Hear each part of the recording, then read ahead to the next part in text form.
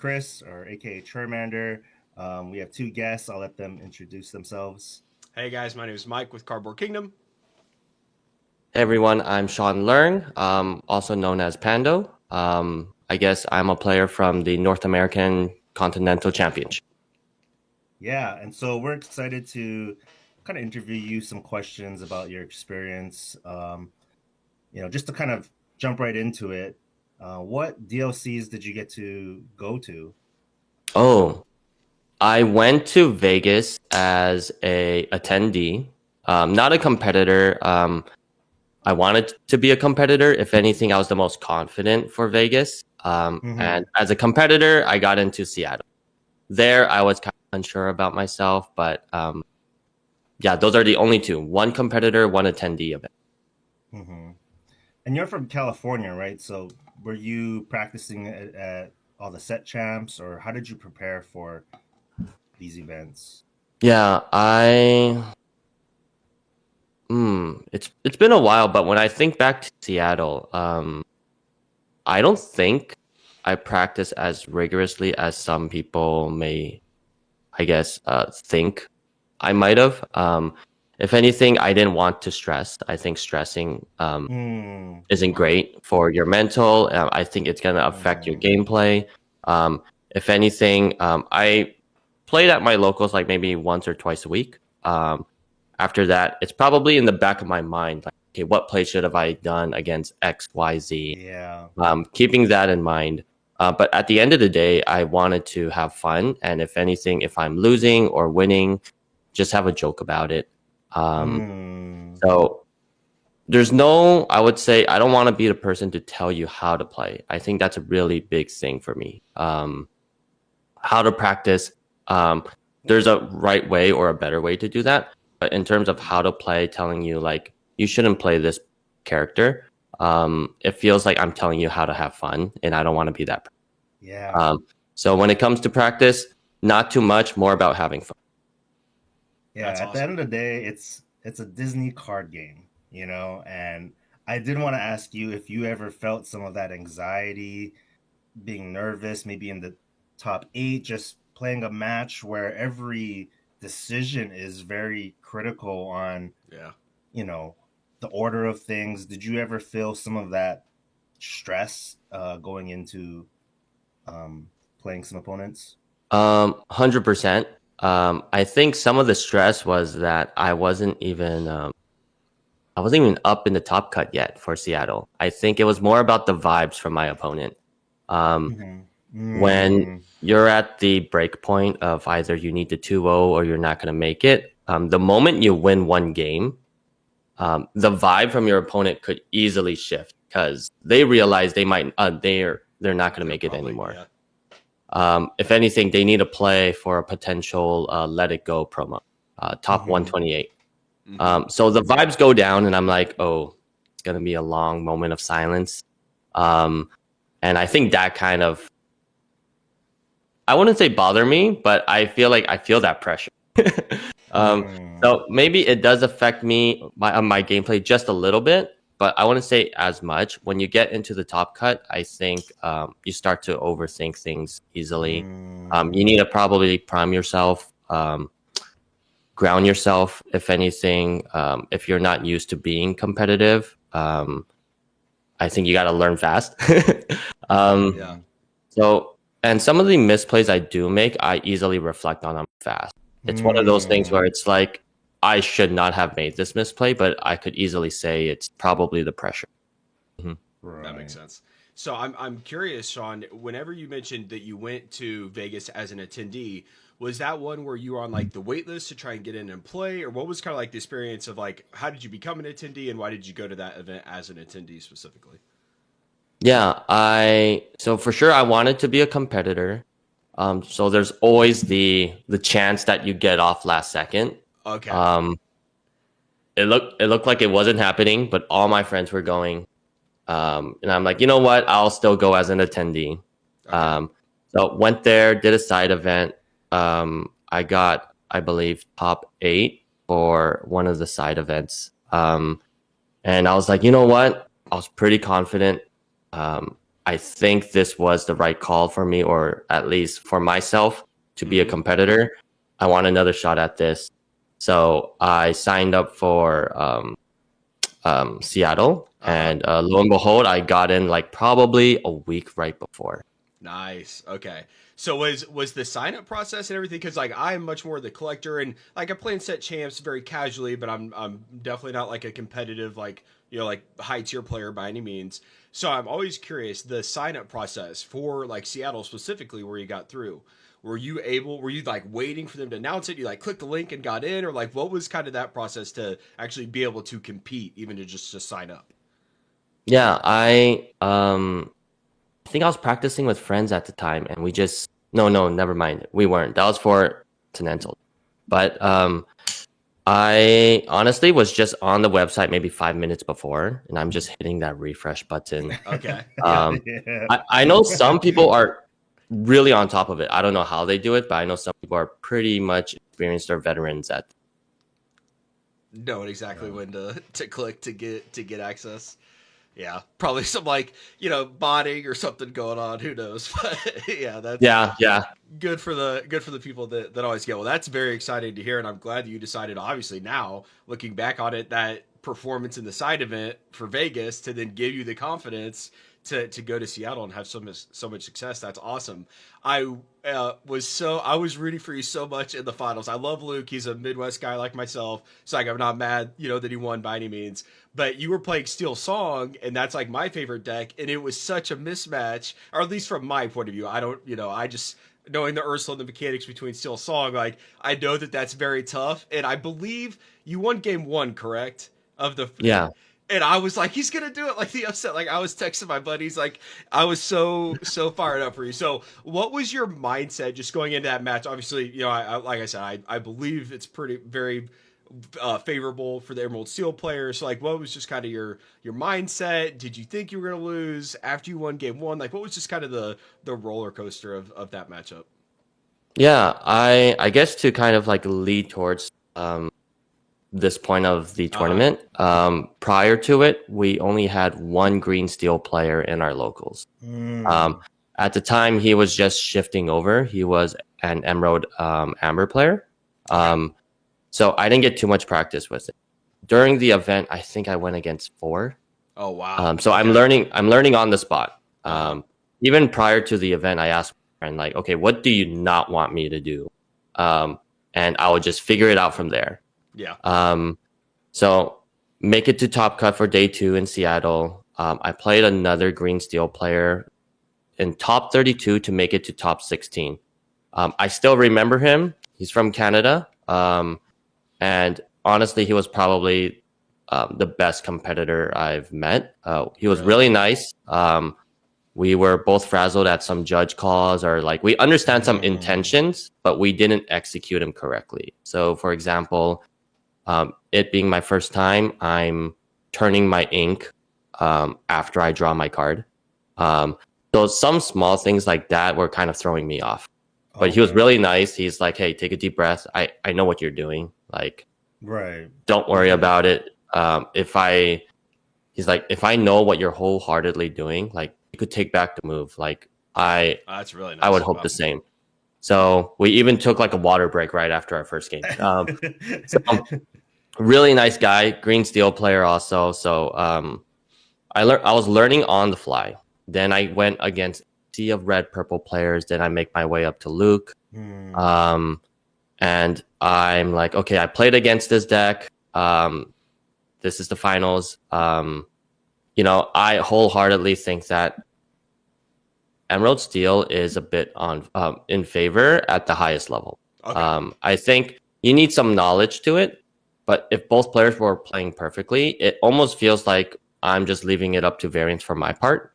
And the Emerald Steel player, they are in the driver's seat for a bit until I could swing it. Okay. So I think they are. I feel like they are in favor a little bit at the time for sure.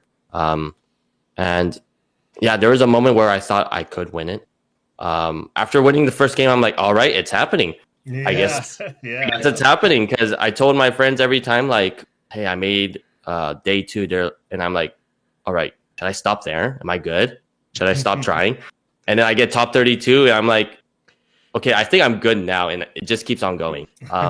Yes. So with Luke, after the first game, I thought I could have had the second game. I remember clearly that I was playing around the one Tinkerbell top deck.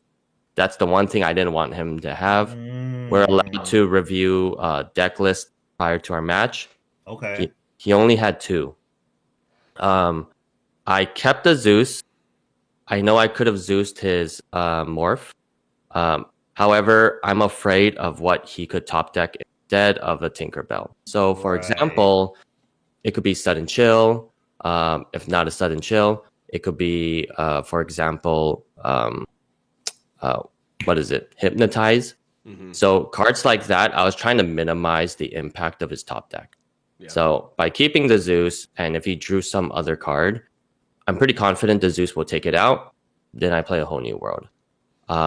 So after he top decked the Tinkerbell, I was like, I think this is it.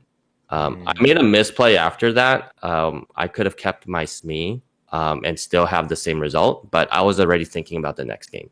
Come to game 3, I just bricked. I think it was time. It was time. I was on a really good streak. I was about 1-4, I believe. 1-4 or 1-5. No, 1-4, I think. During the first day of Seattle. So I had to win everything. Wow. So I'm in this hot streak, get to day 2, I'm in this hot streak again, and I'm like, I think it's time. I think the deck decided to give up for this moment. It tapped out. Yeah. So that was the experience playing with Luke. He's a really good player, and a great company. No doubt. How many uninkables were you running in your deck, or what's normally like the safe spot you like to be at? At the time, it was 17 uninkables. I will say that Naveen I ran to, he underperformed for me that event. Okay. He saved me once, but he also cost me a game probably twice. I think there was a time where I drew a game when I could have 2-0'd, just because I drew into a Naveen. I needed ink. That's totally fine. Then I drew into a whole new world. I needed ink to hit 4. That was fine. Then I drew into Naveen again. And I didn't get the ink. So I was stuck at 3 ink, and I lost by 1 lore, I think. So it was one of those where if anything was an ink, between those turns, it would have been fine. But 17, but over time, I've come to be more comfortable with 15 or 16. I played Steel Song when it was like 19 uninkables, and I was still fine with that. It kind of comes down to how you curve things out or flow things out, but it does vary per meta.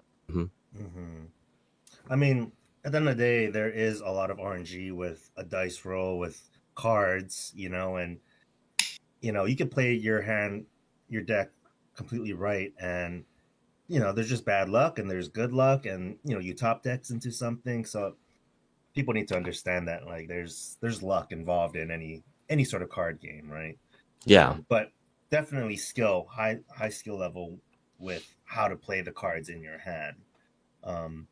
I want to ask you, is there times where you kind of have a whole new world and you notice that your opponent is like low on their cards, and like I always struggle with, do I play a whole new world because am I just helping them out? Like you need more card draw. So tell me some of the discernment with like you just fishing for Rapunzels, or like you want more cards but you also don't want to help your opponent, right? So how do you utilize that? Is it just situational or? Yeah, at the end of the day, when it comes to using the card, it comes down to how do you benefit from it the most. Yes, you want to stop them from benefiting it, or you want to kind of put some negatives to it, like making them discard a key card. But at the end of the day, you need to benefit from it. Whether you kind of benefit more than them or not, you need to come out on top. So some of the things I keep in mind is, what did they ink? What's in their discard?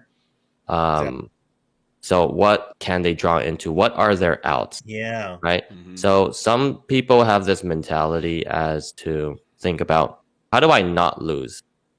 When you have this mentality for not losing, it doesn't mean you have this mentality to win. I don't know if you guys played any other games. You're like, man, this boss is really strong. How do I not lose? You not losing doesn't mean you have a game plan to win. So I think about, if I make this whole new world play and they get cards, what cards are they looking for? Am I more likely to find my cards than them? If they find this card, can I be putting enough pressure where they can't even catch up? Cards like B Prep, those are just one cards that wipe it off, so those are always scary cards. But you kind of want to use some math to it. You don't need to be a really strong math guy. You just need to kind of get a feeling from it. As you play the deck, you get a feeling. Prior to the turn, what were they setting up? Did it look like they were trying to bluff you? Did it look like they were trying to burn out their hand to force you to play it? Or can you win without it? So at the end of the day, how do you benefit more from them? It's a really complicated card. I think it's a card that takes a lot of skill to utilize at the highest level. And it's weird. I've had opponents who try to bluff me. I remember in my top 16 match for North American Continentals, my opponent is digging for cards.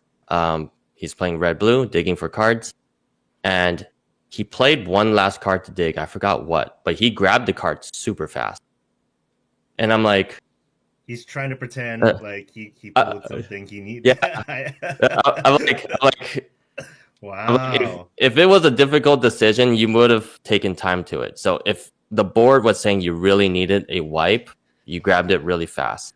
However, I'm like, doing the math, the chances of you getting it is not likely. I counted every Brawl was gone, every Maui was gone, every B Prep was gone. He only had one big Sisu left. And I'm like, I don't think you have it, because there's no way they were all in the top half of the deck. One of them has to be at the bottom of the deck. And maybe one of them was sent down by an early Visions or an early Grammatala. Yeah. So I'm going to take the gamble here and not play a whole new world and like put the board out and see if you have it. If you don't have it, that's telling of what you do have. And I think I could take this for a run. So it's a really hard card to play at the end of the day, Chris. Sorry if I'm rambling on this. No, you're good. You're good insight. Yeah. But it's a very fun card, and a card where you could be mad at yourself at or not. It has high highs and low lows. But you always prioritize. And you're just like, great. No, I like. You get two. You're like, all right, I need to close this game out somehow. So at the end of the day, I would say prioritize how you benefit more. Don't think about how your opponent benefits. Well, you could, but don't think about it too much. Think about yourself, and if you're trying to make them discard a card, think about what they were trying to set up right before. What are they looking for? Kind of weigh out. That's a good point. Weigh it out. Like, hey, I need 8 cards. They only need 2 cards. Chances are I get more of what I need. I like that. Yeah. A next level thing that I think you do is that you're able to do the statistical odds of what are they holding in their hand, what are they looking for. Most people are just focused on their own hand, and they're not thinking, what could they possibly be trying to set up next turn, or that's I tried playing your deck, and I had the daisies, and I played Honu Road, and then I quested the daisy after. And I was like, oh, you're supposed to actually quest daisy first, right? I was like, I don't. Yeah, that's like third level thinking, because like when I have a whole new world, I'm thinking about first like what are my outs here so I can try and end the game. How does this benefit me? But then secondly, like I do think about what can they get from lists. Now I'm not as good as in terms of like putting the probabilities of they inked lists, they already played this, right? And really like getting down to like what could they have left. But I definitely don't think about what do they have in their hand that they're setting up that I could get rid of? Like, what's the advantage of doing it now? Not just like, how is this going to benefit me and what can they get, but what do they have, right? That's a crucial piece. Obviously, me as a casual being, just a nobody, that's like, I haven't even thought about that. So that's just like, there's levels to this. So that was really cool to hear you say. I would say don't worry too much about the numbers. It's nice if you Google it. I've pulled up a calculator just to get a feel for things before. Okay. But at the end of the day, I think as you do more reps, but not blind reps where you're being more critical and thinking about it, you start to get a feel.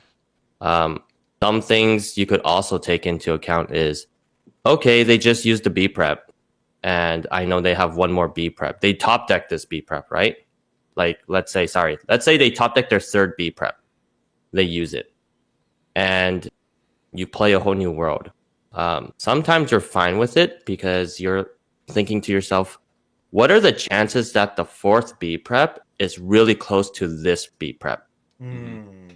You would think like, hey, they were all pretty stuck together. At some point, one needs to be pretty spread out, right? So it's not just the probability of,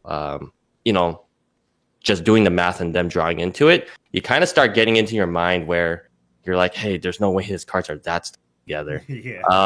So that kind of makes you lean towards one decision over the other. Very good. So are you leaning, obviously, Worlds is looming and whatnot. Are you still playing Amber Seal now? When you're looking forward to Arcasia's Island and down the road, are you Amber Seal for life? Are you mixing it up? How are you kind of feeling about the deck right now? I've always been Amber Steel for life since I played in set 2. I did visit Hawaii with my girlfriend. She she grew up on the island, and she was saying like, hey, you're gonna miss set champs in LA. Let's see if there's any shots for you to play locally. Wow. And then I'm like I don't want to be that guy who just visits and then he's just like just in and out of nowhere, But I went there. The vibes are great. Playing against everyone's great. I went there with Ruby Amethyst. Reason why is because at the time I didn't finalize my list for Steel Song. I think I played a lot against a lot of Ruby Amethyst where I understood how to play it. You play against, like, let's say I play against Red Blue for so much where I get the understanding of what they want to do. Right. Outside of that moment, I've always been Steel Song. Prior to Continentals, I practiced Purple Steel. It felt very fair. It just didn't give me that high from playing Steel Song. And it's not, perhaps it was the meta. Before I had play lines where I knew maybe by turn 3 or 4, I was like, I think I have this in the bag. But with the most recent meta, set 6, and we're going to move on to set 7, it feels like I slowed down a bit. Steel Song had to slow down a bit, take a step back. However, it could still do its thing. So it's all about kind of, I guess, being comfortable with being uncomfortable. Your deck will shift in the meta. It's not going to flow the same way. And if you want to, and me playing Purple Steel was trying to fill in that niche. Like, I don't have that high anymore. So Purple Steel and Steel Song are the main ones I look at. However, I'm pretty confident where if I wanted to play Red Blue, I could put in the reps. Locally, and one of my close friends, he's always playing it. Prior to day 2 in Continentals, he took a look at it. We talked about it. We don't play all night. We're just probably talking about first few play lines and thinking about every possible opportunity I could take or angle my opponent could take, and just leave it from there. So I think I have a pretty decent grasp of it. Green Steel, I think I could play it well. It just feels like I'm betraying Steel Song when I jump onto Green Steel. How dare you? You're playing Steel Song and then you play Green Steel and then you're like, this is the deck I don't like playing. Whether I win or lose, it just doesn't feel fun. And now why am I playing? Yeah. But I have to put that aside. Mm-hmm. And I guess a archetype I'm eyeing is blue steel. Um, Okay. I think just always playing a whole new world is fun, and it's the other deck that could play it. Yeah. However, it's pretty different. Sometimes I like to keep cards in my mulligan, but blue steel, you're kind of ramping and then finding them, looking for them. So it's not like I could keep them at the beginning. Um, Mm, so yeah, those are what I'm looking at. Awesome. mm. Very cool. Um, what's your play style? Like, do you tend to run like more aggro or control, or what is it about Amber Steel that kind of fits your play style?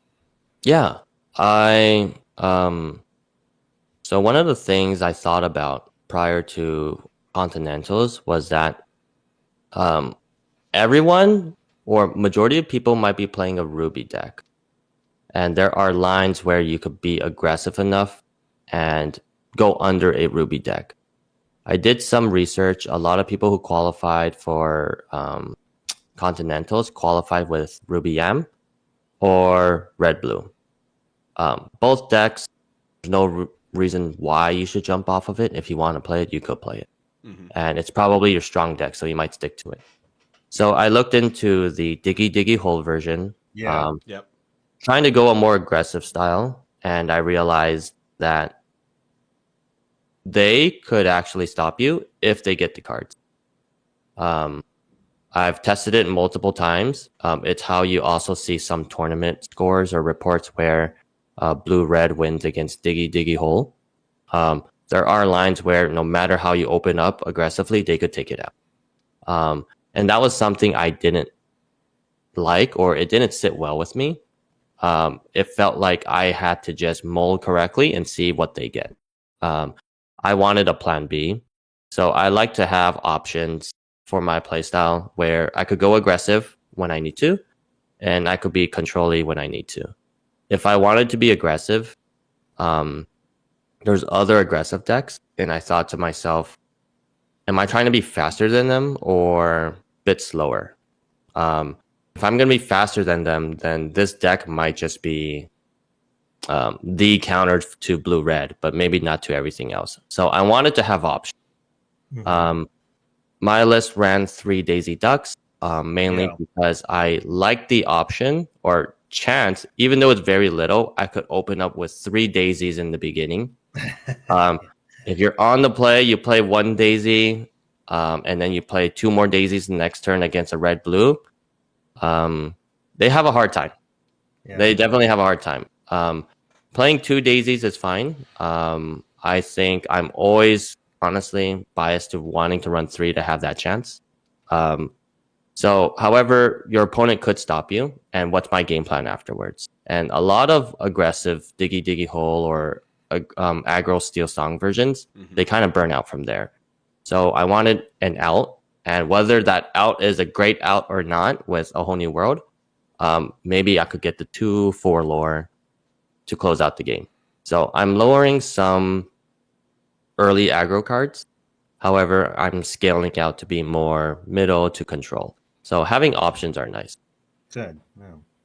I'm sure a lot of Yeah. people, or I guess I would feel that most people would think that you're probably going to play the Diggy Diggy Hole variant since it had gotten so popular. But having that whole new world, it might, it once it's like open deck list and people know what you're playing, then not so much. But I feel like Yeah. you could catch some people off guard with not having it. Or at Continentals, was it open deck list the entire time and everyone knew what you had just from start to finish? It was not open deck list. Well, I will say that I do feel just like many other tournaments, people do scouting. Um, Sure. Mm. Yeah. so I'm like, I'm gonna play this first game or two, and everyone's gonna The walk around and know who's playing what. yeah, Um, the word got out. Yeah. Word gets out. I did consider playing it. I was like, you know what? I think I played a lot of Steel Song. I could pick it up. And I think I picked it up just fine. I think it just, I would say, I just wanted to play a whole new world. That was probably it. Yeah. I did It's a share fun the card. story a bit on some other interviews, but I did not have any reps with the Queen list in Yeah. set 6. 0 reps. I was set on either playing Robin Hood or a Robin Yeah. Hood Simba. Um, and even then, to this day, my Robin Hood list barely made any change. So I think I was onto something with Robin Hood. I know the more recent tournaments, their lists have been relatively really close, like maybe 2-3 cards off from my original list.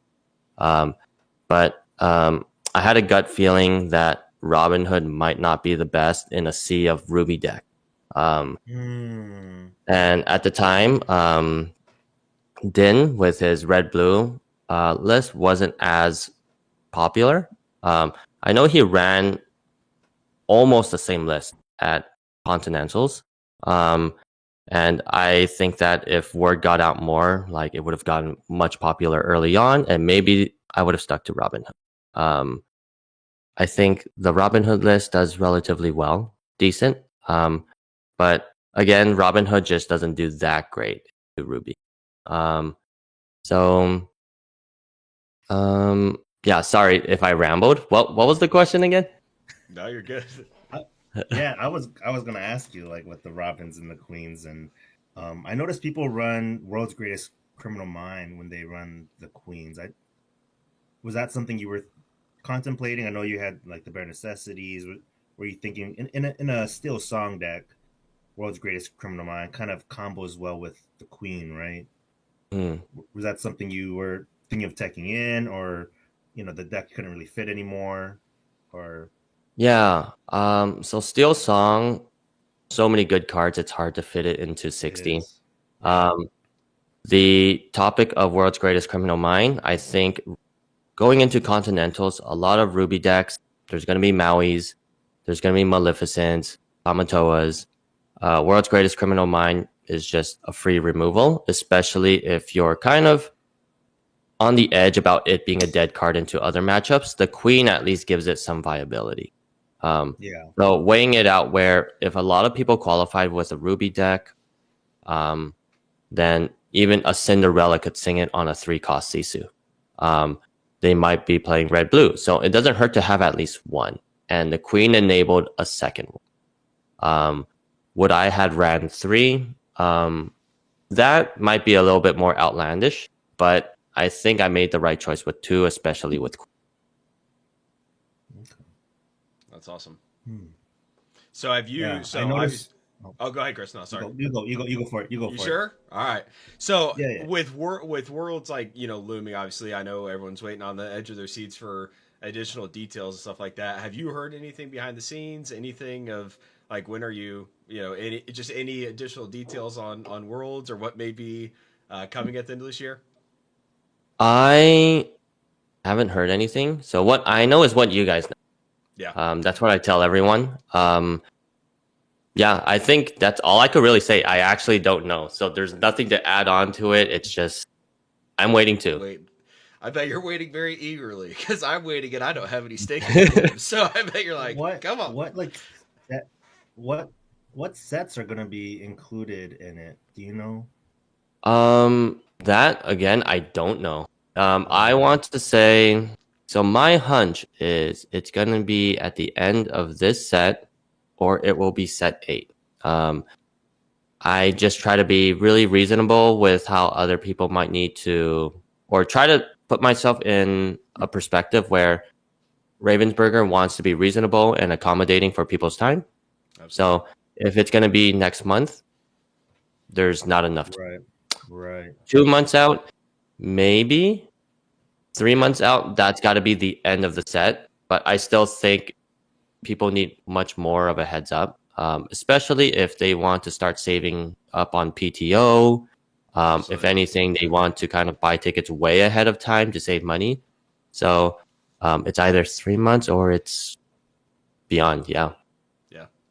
I agree. I think it's going to Um, take they've got to give people some time, and I hope they announce it soon because I know a lot of people are just ready to know, right? And they gave us the preview back at D23 in 2024 of like the they showed the whole new world promo, which for your deck, man, I hope you get some of those. Like that would just be the sickest card for your deck. Like obviously, I mean the cards can be very valuable, so about going in a deck, I don't know, but it would just be really cool to see in a deck. But I know, like you said, people need adequate time to prepare. I am curious, just the collector part of me, all these awesome cards that you've been awarded and you've won, right? Yeah. Is what's kind of your, as a player, are these cards that you like treasure and you hold on to? Are these cards you're using to kind of fund going to these tournaments, traveling to Florida to go to Worlds? Like, what's kind of just your strategy about them? Do they mean a lot to you? Are you looking to sell them? Just what's kind of a successful player's point of view on the trophy cards?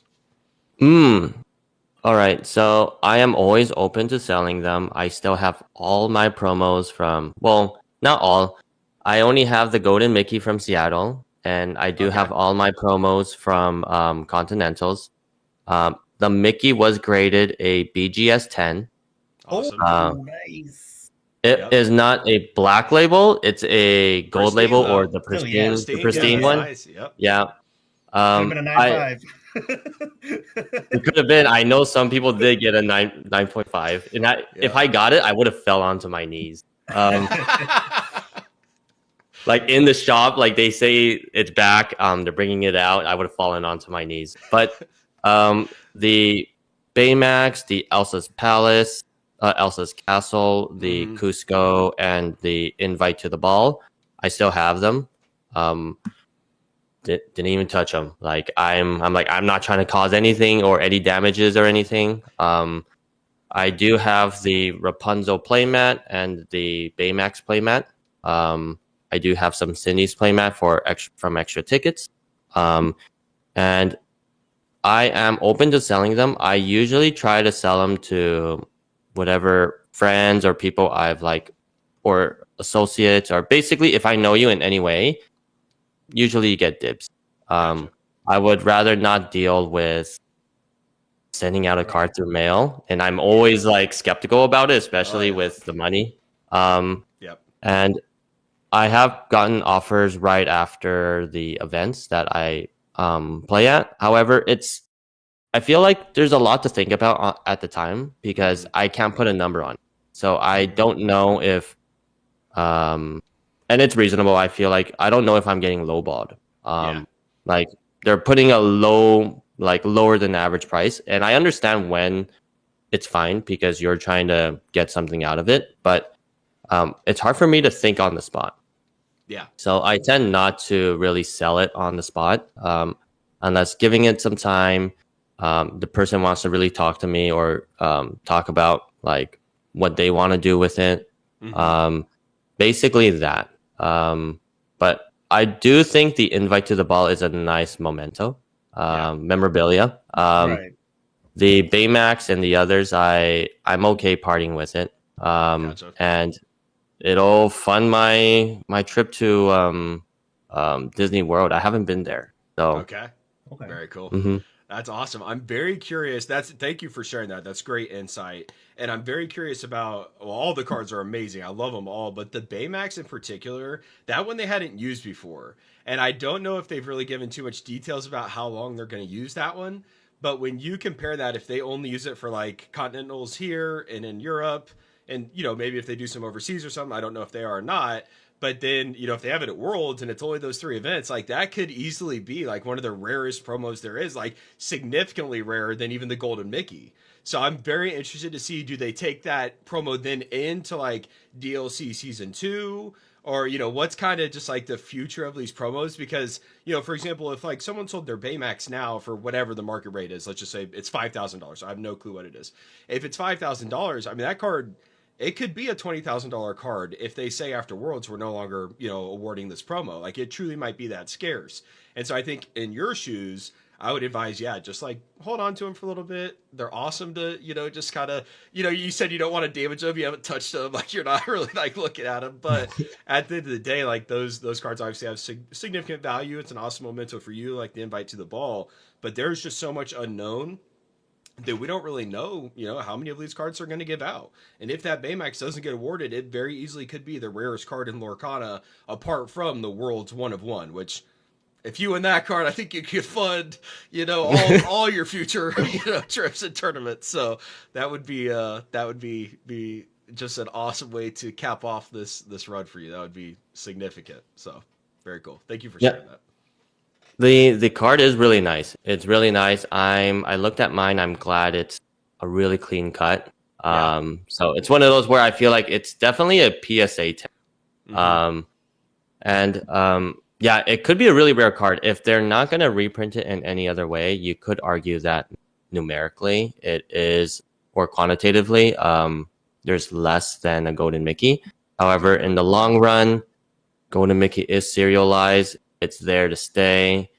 I think it's just more future proof, if anything. The Baymax, Yeah. it's up to what they want to do with it. They could either just limit it to just the 16, or even at Worlds they add another 4 or another 8. Yeah.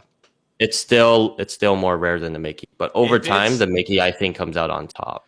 So I if it gets anywhere close to the amount of like sheer numbers, then the Golden Mickey will prevail. But if we end up getting 500 Golden Mickeys, and let's say there's 50 Baymaxes, or like 20, 25, like I think the rarity of that card will outweigh the provenance of the Mickey. Now, I could be wrong on that. That's just my studying a lot of the like trophy cards on Pokemon side of things and whatnot. Like usually, like if it's truly like that rare, like the multipliers on the price are significant.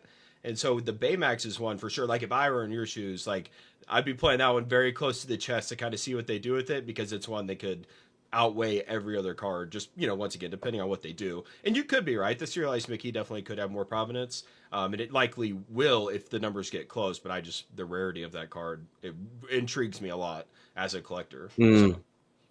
For sure. It makes me think what's gonna be at Worlds. I know there's gonna be the whole new world. Yeah. That one is a really nice card. That one is card a really nice awesome. card. Yeah. So yeah, no complaints on that. But if they put a Baymax or such, or in the long run they make it a more consistent thing to kind of have it at Continentals or Worlds, then eventually the quantity will build up. Yep. But it's definitely a long haul, or a long game to hold it. But it is a really nice card. Yeah. Looking at it, it was probably my favorite. But the Elsa's castle was really pretty. I think it visually, I think the foiling with it looked the nice. Okay. I haven't seen that one in person. I know the Baymax, like whenever they were releasing Azurite Sea and we started to get some of the reveals, and you saw some of the cards, like I was hoping that was going to be an enchanted in the set. And obviously, the foils ended up being completely different the way they structured those enchanteds. Nevertheless, that card, and I think they probably will continue to use it, because I don't serializing the Mickey out of 1 of 500 to then have release that Baymax and it only be like a 20 or a 25, like it kind of takes away from the Mickey a little bit if there is cards that much more rare. So I don't think they're gonna do that, but it's just one like, maybe they didn't think that out and they've got new promos planned. You never, like, they're like, even just the set championship cards and the promo cards for this upcoming organized play season, like they're changing the emblems on the bottom to match the DLC emblems. And so, like, maybe they didn't have this stuff thought out, and the Baymax really is just going to be, incredibly rare. So, yeah, it's definitely worth the gamble to just hold on to it for a little bit. But that's really, really cool. Shawn, I wanted to ask you if you've played in any other TCGs before, or any competitive play in, like, I don't know, Yu-Gi-Oh, Magic, or any other TCGs previously before Lorcana. I played Yu-Gi-Oh, but it's one of those things where I played in high school and I was just playing with the local friend meta. So I wasn't even going to an LGS. Then they started going to LGS, but I don't think I was at that competitive level where I even wanted to play at an LGS. I still supported my friends going there, and I just like sat at a table and played whoever. Maybe it's the competitive anxiety. Maybe I've come a long way. Over time, I tried Hearthstone. There's a lot of similarities with Hearthstone and Lorcana. I burned out pretty quick on Hearthstone. I think I burned out in the first 3 sets. Maybe because played a lot and the content wasn't pumping out fast enough. I felt that way with Legends of Runeterra, the League of Legends Yeah. one. Um, so I only played like the first set, and then I burned out. And then I came back when Arcane had their event and played for a month, and I burned out again. So I never really stuck with a card game for long. I did try to go back to Yu-Gi-Oh at one point, stopped after 3 months, short-lived, and I just kind of put it down. But when it came to playing Lorcana, I was just trying to find out what I want to do as a hobby. I finished graduate school, came back to California, and I'm like, you know what? I'm going to be looking for work. In addition to that, what am I going to do in the meantime? And it was always fun to socialize with people through card game. I think that's something that's hard to do these days as you grow out of college or as you get older. It's hard to socialize with people. Having some sort of medium like a card game was great. Yeah, it's perfect. And I think in terms of what contributed to my journey with card games, because I don't really have too much of, I guess, a competitive experience with it, was playing more video games, if anything. I think the logic of video games and how you probably approach it transfers to card games. Especially if you're playing something like fighting game, like Street Fighter, or you're playing Counter-Strike or Valorant, those FPS games. It really makes you think what your opponent is trying to do. Yeah, I was about to say that, So I'm always doing that when I play the card game. And it's like, okay, if I always think they have this, how do I indicate or tell myself that they don't have it? So I'm getting into my own head at times. That's awesome to hear. That gives me hope. Just like I said, I'm more of a casual guy, but like when I think of like people like Luke at Seattle, like that guy's been playing Magic for like 20 years or like, you know, however long. And so like so many of these people have just been grinding these TCGs. And like me and my friends, very similar to you, we played Yu-Gi-Oh amongst our friends in high school, never went to an LGS. And then they kind of got into Lorcana and that got me into it with my family and whatnot. But the game is so fun. But I just like, I meet all these people who have just been playing forever. And I went to my first set champs and like people were scouting and like there were like these like just like clusters of people who were discussing metagames and strategy. And I was like, I don't know what's going on. Like it was so intimidating. But hearing someone like yourself, like, I mean, you haven't been, you know, grinding Magic for 20 years. You've done some stuff here and there. You're a gamer. It sounds like more or less you're just a competitor, right? And you want to win and you're kind of, you know, putting play lines together of how you can be most successful. So that's, as a casual, that's awesome to hear that you haven't, you know, been playing Magic for 20 years and this is just like you've been bred into it since you were a kid. So that's really cool to hear. I call it luck because I am like 1-for-1 in a DLC as a competitor, then 1-for-1 at Continentals. You could say it is luck, but I also feel that way too. I think other people who put in the work could do it too. Variant is a thing, but I guess I am doing something right. I guess that's what I tell myself. There is luck, but there is something I am doing right. No doubt about it. And you mentioned Magic. I know a lot of people come from Magic. It's weird because I feel like I want to start playing Magic, but not competitively. More like the for fun Commander format I always hear people talk about. And yeah, not to deviate things, but that Final Fantasy set's coming out, and I'm a huge Final Fantasy fan. I know that overlaps with Kingdom Hearts, and that gets into Lorcana, hopefully. That'd be awesome. At some point, that would be awesome. So I want to play more for fun. But when it's time to be competitive, I will lock in. But hopefully, I will do it correctly because I think prior to Continentals, I practiced only a week or two. But I was probably coping the stress with Marvel Rivals or any other game. You know, I'm like, I should be practicing, but you know what? I'm gonna play some. Some video games instead. Yeah. Well, hey, I mean, you can only stress so much about it, right? And you've got to have fun with it. It sounds like you're definitely doing something right. And to your point, luck is definitely a thing, right? And Chris, you said this earlier. What cards are you going to get? Where are you going to mulligan? There's so much variance in the game to game.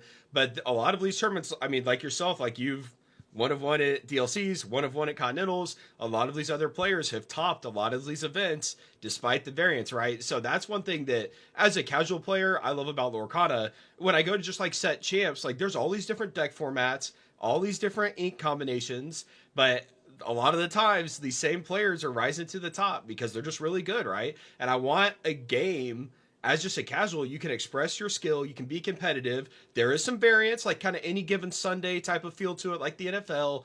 But like the good players are probably going to outplay their bad hands and things like that. And just as a general fan, that's a really cool feeling. And like you said, you're doing something right. I mean, there's no doubt about it. So luck's apart, but don't sell yourself short. You're definitely you're making the right moves for sure.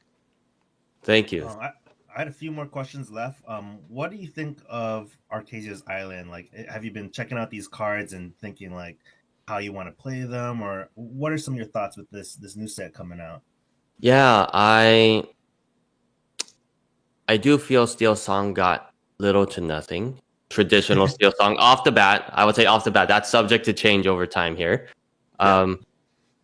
I mean, but that doesn't really dissuade me from playing it. I think I look back at this previous set 6, and I look back at Continentals. I basically played a set 5 deck. I played my Seattle list with a 3-card difference. The only set 6 card was a Lilo, and that never saw the light of day, never landed into the discard. Oh, it landed in the discard, never came out. Or it was ink. That was basically it. Yeah. So I tell myself, even the edits I have in mind, they're not including set 6 cards as much. Currently, my edits would be to incorporate more piglets because of Din's famous RB list right now.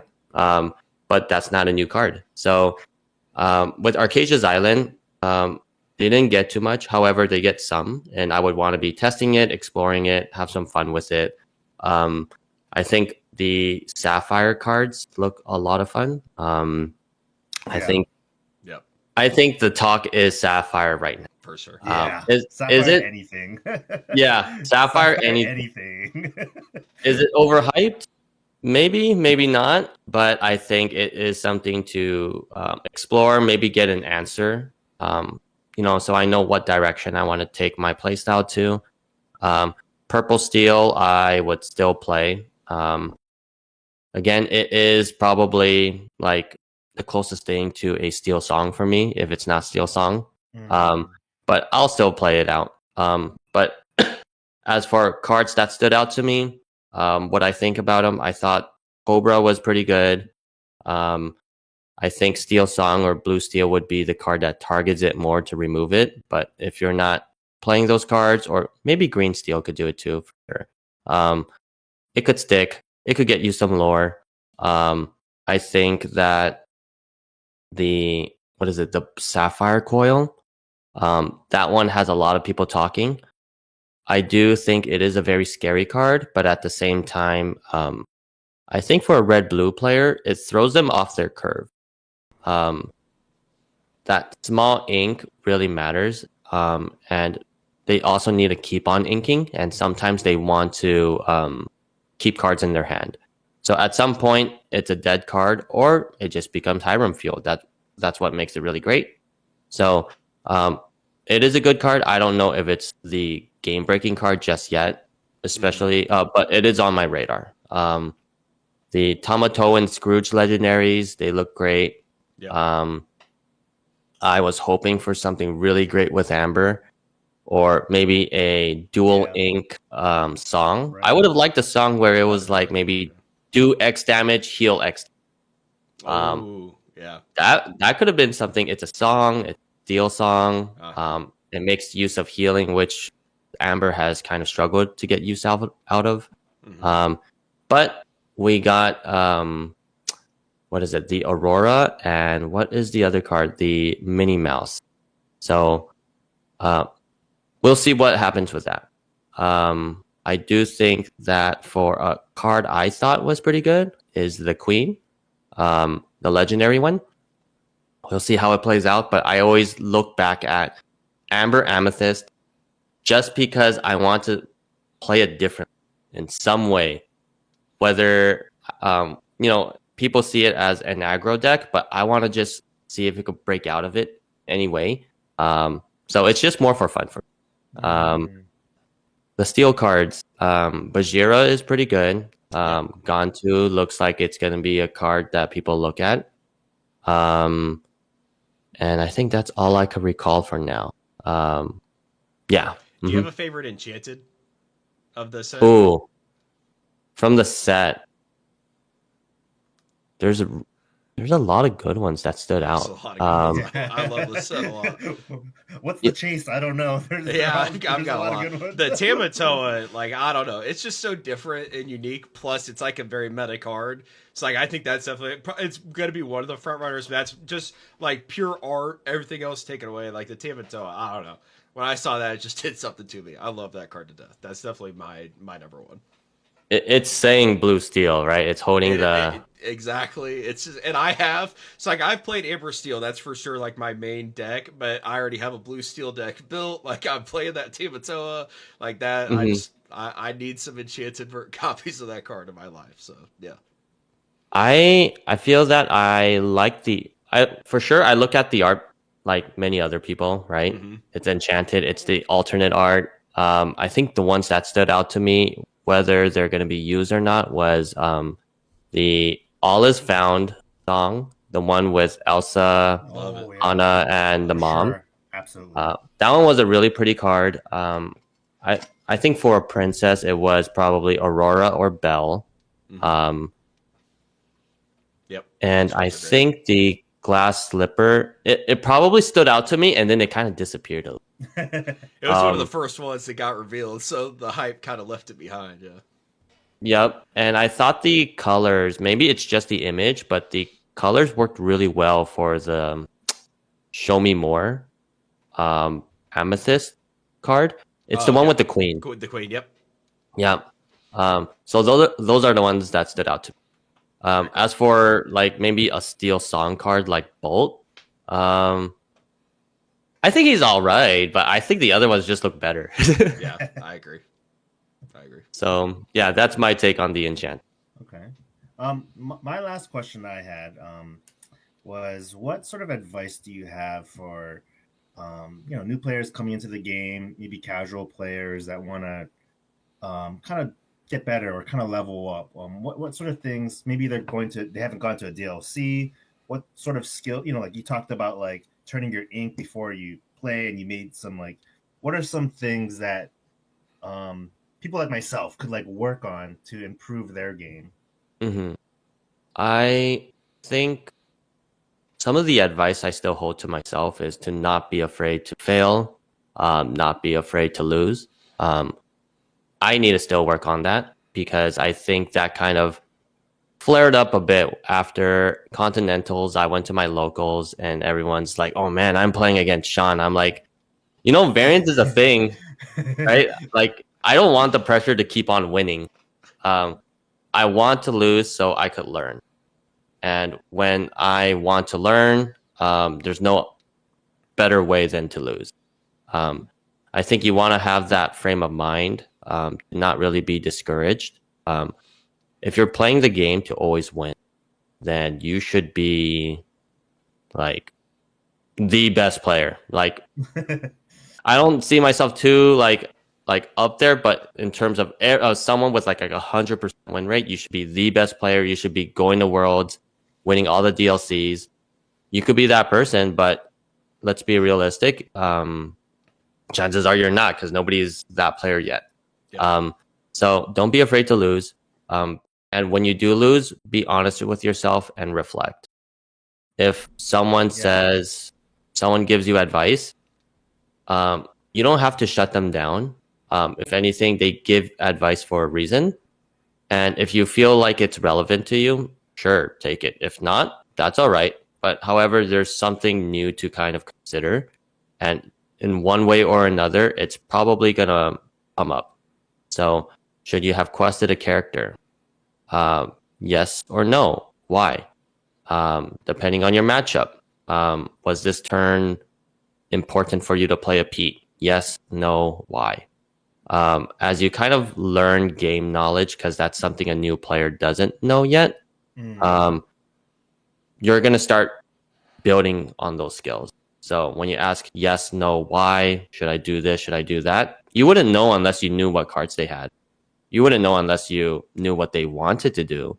So you kind of need to start somewhere and just play the game, have fun, make mistakes, but those mistakes don't really define you.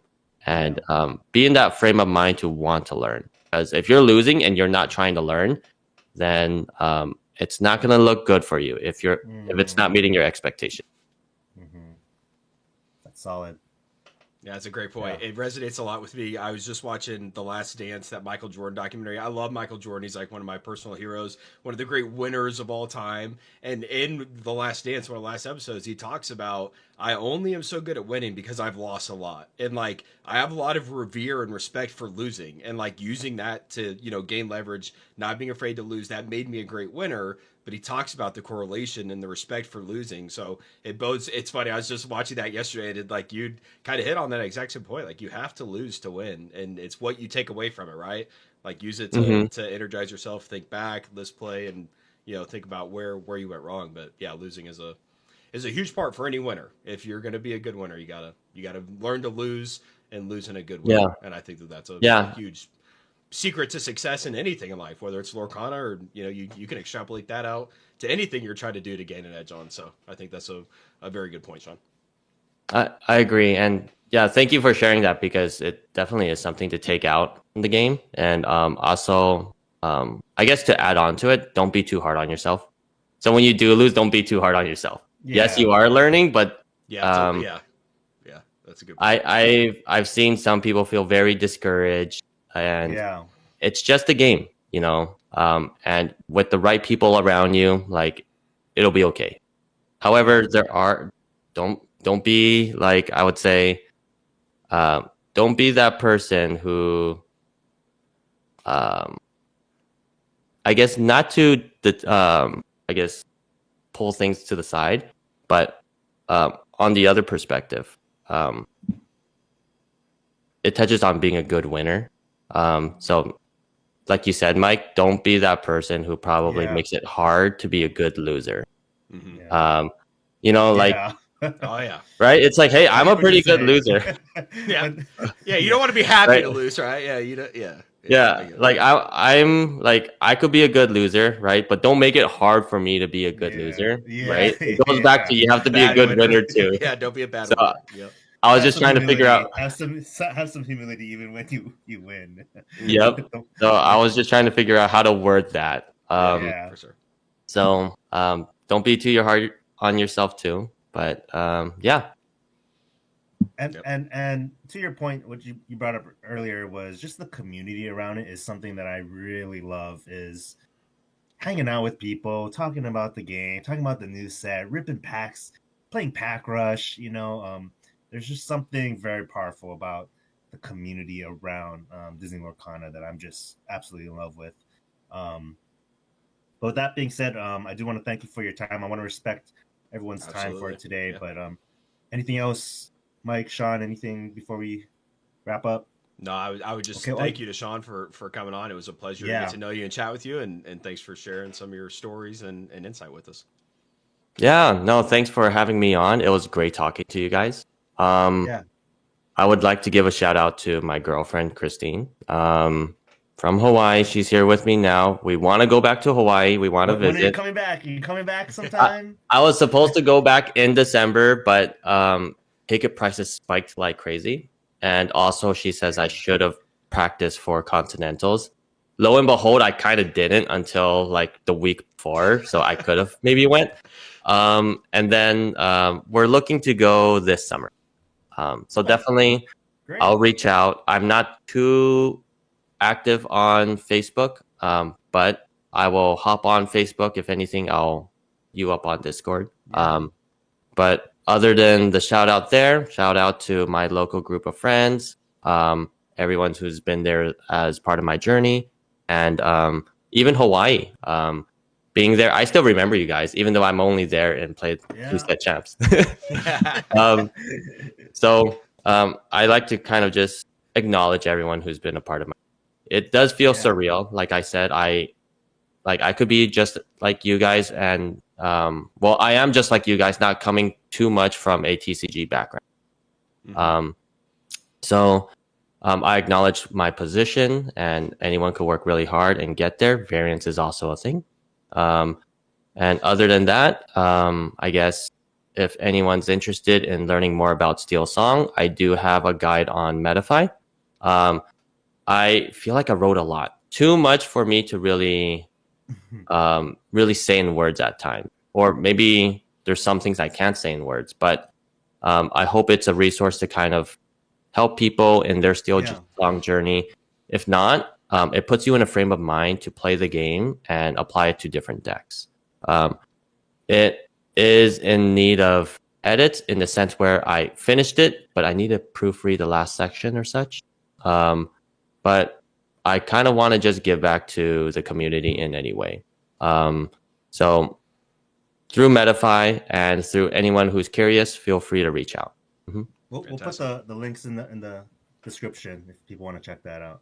Absolutely. All right, thank you.